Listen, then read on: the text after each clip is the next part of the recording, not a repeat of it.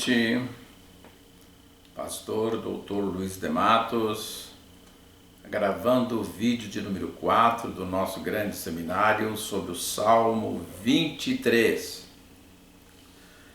Nos vídeos anteriores nós falamos sobre as características da ovelha e do rebanho de ovelha, ressaltando a dependência que elas têm de seu pastor e relatando que a lucratividade do rebanho não depende somente das ovelhas, mas também do pastor que pastoreia essas ovelhas. Vimos também no último vídeo a importância das ovelhas no Velho Testamento, ok? Destacamos que ovelha podia até servir como forma de pagamento, como moeda na época, ok? Falamos também que a Bíblia nos mostra que Deus relaciona a nossa imagem com a imagem de ovelhas e que o próprio Jesus se refere à humanidade toda como se fosse um rebanho de ovelhas, no caso, um rebanho problemático, um rebanho disperso, um rebanho faminto, um rebanho triste. E encerramos o vídeo anterior afirmando que a função do pastoreio na época de Davi era uma função extremamente perigosa, ok? Isso pode ser visto em 1 Samuel, capítulo 17, desde o verso 34 até o verso 36, onde Davi, conversando com Saul, ele relata o episódio quando ele teve que enfrentar o urso e teve que enfrentar o leão, e ele estava prestes, ele estava interessado, ele estava disposto a enfrentar aquele gigante que a Bíblia chama de Golias. Na verdade, meus amados, essa função de pastoreio na época de Davi era uma função que se delegava a pessoas fora da família. Contratava-se pessoas alheias à família, exatamente para poupar os componentes da família desse tipo de perigo. Meus amados, o pastor não punha em risco somente a vida em função das ovelhas, como ficava, além disso, muito tempo no campo, convivendo com as ovelhas e cuidando das ovelhas, chegando a ficar semanas ou até mesmo meses sem voltar para a sua casa.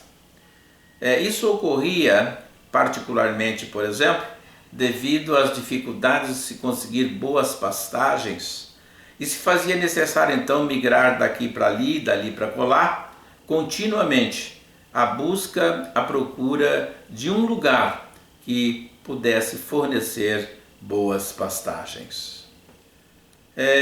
Essas dificuldades, muitas das vezes, levavam o rebanho para longe da casa, da habitação do pastor e da família do pastor, muitas das vezes dono do rebanho, de modo que o pastor ficava no campo com o rebanho, sem o convívio com a família, convivendo tão somente com suas ovelhas.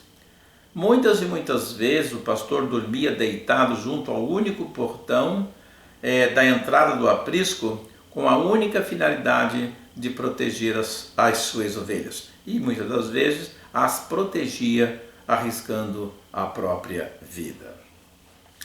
Não somente abrindo mão do seu conforto, não somente abrindo mão da sua proteção, mas expondo a própria vida, preferencialmente em relação à vida das ovelhas. Ok? Então a função do pastoreio naquela época era muito difícil, era tenebrosa, vamos dizer assim, porque envolvia os mais diferentes tipos de perigo, as mais naturezas diferentes de perigo. Toda essa dificuldade levava o chefe da família a contratar pessoas profissionais para esta função e, além de serem profissionais com possíveis resultados mais satisfatórios, havia a preocupação de poupar a família. Amados, se fizermos uma análise muito rápida do Salmo 23, poderemos observar que os versículos 1 ao 3 se distinguem dos versos 4 e 5 e que o verso 6 parece formar um terceiro grupo diferente dos anteriores. Ok? Vamos analisar o Salmo 23 agora de forma cuidadosa. Então nós já iniciamos a nossa análise destacando que o Salmo 23 parece ser coerente com uma divisão em três setores, em três ângulos, em três maneiras de se ver, onde nós reunimos os versículos 1 ao 3, separamos o versículo 4 e o 5, e o sexto nós colocamos num outro ângulo de visão. Os versos 1, 2 e 3 apresentam como se fosse uma ovelha confidenciando-se consigo mesma. Os versículos 1, 2 e 3, eles apresentam uma ovelha como que monologando-se consigo mesma quando ela se perde em seus próprios pensamentos. O Senhor é o meu pastor e nada me faltará. Então, parece que ela se perde em si mesma. Podemos inferir também que ela se encontra conversando com uma outra ovelha de um outro redil, mas cujo pastor da outra ovelha não tem as características do seu pastor com relação à dedicação. Olha como é o monólogo ou o diálogo. O Senhor é o meu pastor e nada me faltará.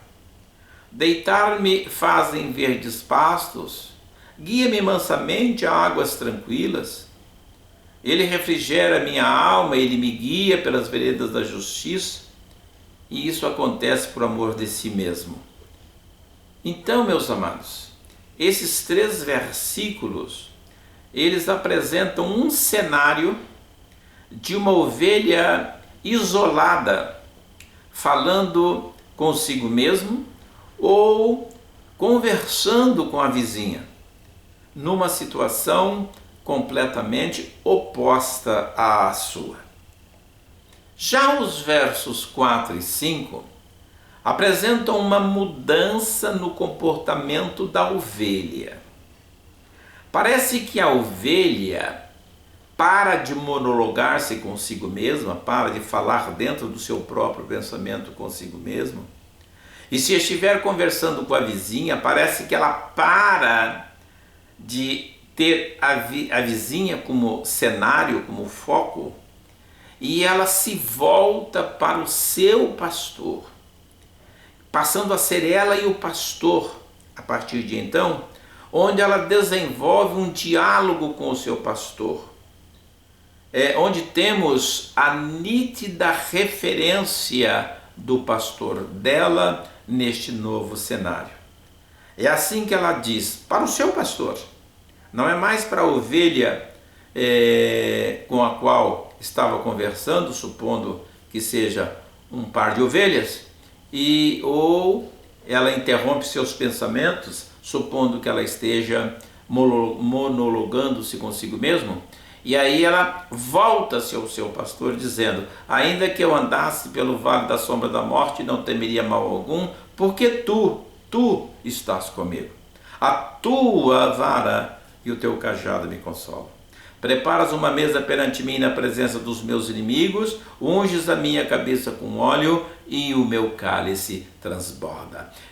A ovelha aqui está se dirigindo ao seu pastor, porque ela tem aí a apresentação do pronome tu, porque tu estás comigo. Ela está falando com o seu pastor. E falando ao seu pastor, ela revela o cuidado desse pastor. Ela revela a tranquilidade que ela tem com relação a esse pastor. Ela revela a confiabilidade dela diante desse pastor, quando diz para ele: o Senhor prepara uma mesa perante mim na presença dos meus inimigos, o Senhor unge a minha cabeça com óleo. Nota-se então claramente que a ovelha se dirige para o seu pastor, ok? Tua vara e o teu cajado me consolam é uma forma de diálogo entre duas pessoas. Já o verso 6, ele apresenta um verdadeiro epílogo de um cenário anterior, no qual a ovelha conclui, no qual a ovelha completa.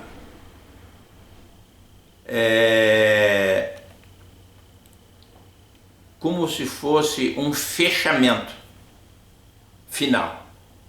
Certamente que a bondade e a misericórdia me seguirão todos os dias da minha vida e habitarei na casa do Senhor por longos dias. Aqui ela não está falando com o pastor. Aqui ela está trazendo uma conclusão generalizada, onde não é um monólogo, onde também não é um diálogo. Tudo parece indicar que ela chega a essa conclusão em si mesma, quase que com uma desconexão com os versos anteriores. Ok, gente? Maravilha! Esse seminário também vai nos mostrar que existe uma relação muito íntima entre o pastor e as ovelhas. Esse será o nosso grande aprendizado nesse seminário do Salmo 23. E dessa forma vamos chegando ao final de mais um vídeo, o vídeo de número 4, já na expectativa do 5, né? Onde nós vamos iniciar o estudo do primeiro versículo. Você que acompanhou esse estudo até agora, você que tem nos prestigiado vendo nossos vídeos, não esqueça de deixar o seu like, ok? Se inscreva no nosso canal.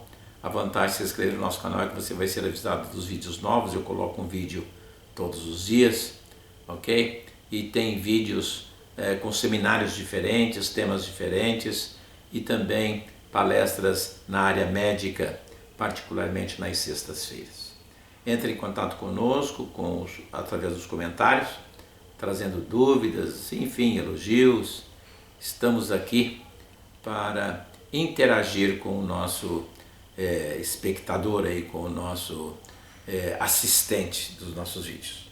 Ok? Estamos preocupados com o sucesso desse canal, porque queremos fazer dele um momento de entretenimento na família, ok? Liga a televisão, reúne o povo, estoura a pipoca, entra no YouTube, digita lá Andando com Jesus, Dr. Luiz, vai no playlist e escolha.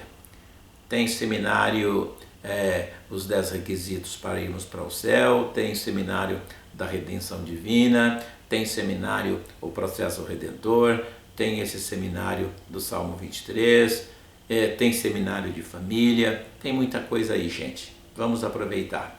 É por isso que nós fazemos esse trabalho. Fiquem todos com Deus e Deus abençoe a todos, no nome santo de Jesus. Obrigado, gente.